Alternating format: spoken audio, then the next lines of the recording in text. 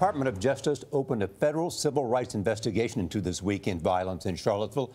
Attorney General Jeff Sessions joins us from the Department of Justice. Good morning, Attorney General. Good morning. Yeah. Why, when many Republicans have criticized him, was the president's first instinct not to speak out against white supremacists and neo-Nazis? Look, he gave a statement at a press conference apparently that was already scheduled on veterans issues. It was a long statement about violence, bigotry, and hatred. He condemned it. He called for unity in our country. He called on us to get along with one another and have love and affection and unity under the American Mr. Attorney General, Constitution. That's what he was strong about that. It was just shortly after the event happened, within a couple of hours, actually, from him, I'm sure, knowing about it. So I thought that was strong. And yesterday, his own spokesman explicitly condemned by name the Nazis and the Ku Klux Klan. That's the spokesman, not the president. But it's the president's spokesman, and I'm sure he'll speak about it again, but his own spokesman said that. I just think we're making too much out of this. Fair enough, and that's why we're talking to you. But it's wrong to make a moral equivalency between these two groups of protesters, is it not? Absolutely. These people, Heather Heyer was out protesting racism and bigotry.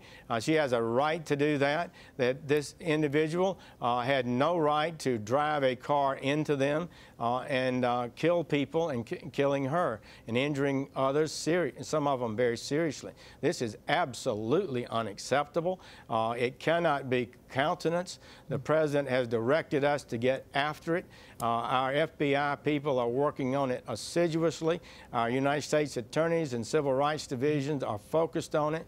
Justice will be done. We're coming after these people. It will not be tolerated. It cannot be tolerated in America. So, to be clear, does the president today need to specifically condemn neo-Nazis and white supremacists? And will he do that? Absolutely. He said it, his spokesman said it yesterday, and I'm sure he'll reiterate that in the days to come. Actually, we don't know who said it because there wasn't a name attached to the White House statement. So there wasn't even a name attached from the White House. It was a statement from the White House. It reflected his views, and I think you continue to hear it explicitly stated. But his condemnation of the ideology behind this evil white supremacy, hatred, and bigotry ideology was condemned roundly in his first statement. This is believed to be the largest white supremacist demonstration in over a decade. We went and looked at the data, and in fact, between 2001 and 2016, there were nearly 3 times as many fatal attacks by right-wing extremists than Islamic extremists in the U.S. What does the Justice Department need to be doing? Justice Department is focused on that. I'm briefed 3 times a week by the FBI on terrorism and terrorism-related issues. That includes briefings on domestic terrorism, and we will continue to focus on that. It will be a high priority of the Department of Justice. Mr. Attorney General, if there are any statutes of Robert E. Lee in Alabama, should they be taken down? Well, this will be decided by the state of Alabama, the cities and counties involved. What would you recommend? It has been my recommendation as Attorney General of the United States is that the cities and counties and states have a right to decide their monuments, and that nobody should use violence to stop them either way. And you would not advocate that they should take them down? It's up to them to decide. Mr. Attorney General, Lindsey Graham said that white supremacist groups and hate groups believe they have a friend in the White House. Do you believe that's the case? And if so, how does that get fixed?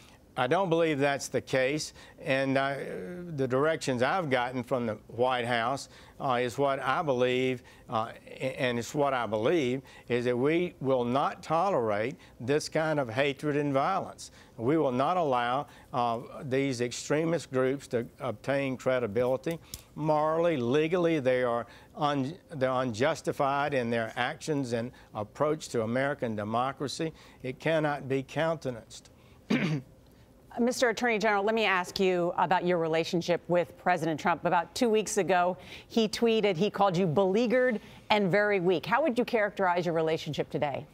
Well, I think it's considerably better. I look forward to meeting with him today. He's asked to meet with me and the FBI director to discuss Charlottesville, and I appreciate that opportunity. And I share his vision for a lawful America where people can walk the streets safely without fear, that children can play outside, and this surge in murders will be reduced. Do you share his vision of what he said about the leader of the Senate, Mitch McConnell?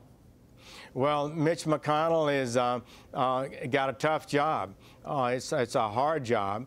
I know the president is frustrated about the failure of the health care bill, and he speaks plainly when he chooses to, and that's his view at this time, and he has the right to express it. Mr. Attorney General, how long do you think you'll be in this job? Well, I intend to serve as long as I can make a contribution and as long as the president wants me to serve. He can have as his Attorney General someone else if he chooses. He can ask me to depart. But I intend to fulfill my duties. I feel good about what we are accomplishing. I feel like we are accomplishing the president's agenda in an effective and professional way, utilizing the best of our legal staff that we have here. One last question, will you make the issues that happened in Charlottesville a priority for you and the Department of Justice? It absolutely is. There's no bigger case right now that we're working on. Every resource that's needed will be dedicated to it.